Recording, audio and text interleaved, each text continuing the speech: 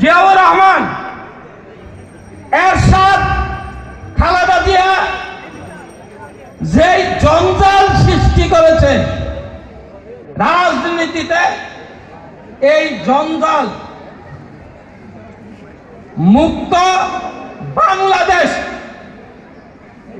রাজনৈতিকভাবে প্রতিষ্ঠিত করার জন্য আওয়ামী লীগের কাছে এই নির্বাচনটা একটা চ্যালেঞ্জ।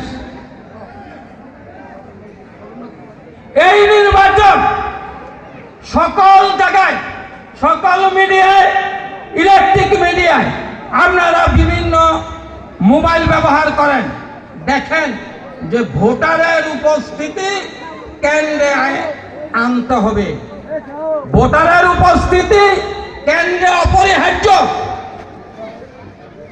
বাংলাদেশের সংবিধানে এমন কোন আইন নাই যে ভোটের উপস্থিতি কম হলে কোন প্রার্থী নির্বাচনে ফেল করবে, এটা নাই। রাজনৈতিক বক্তব্য রাখলে অনেক সময় লাগে, আপনারা নাঈম রাজ্জাকের বক্তব্য শুনবেন, তাই আমি রাজনৈতিক বক্তব্য আর বাড়াবো না।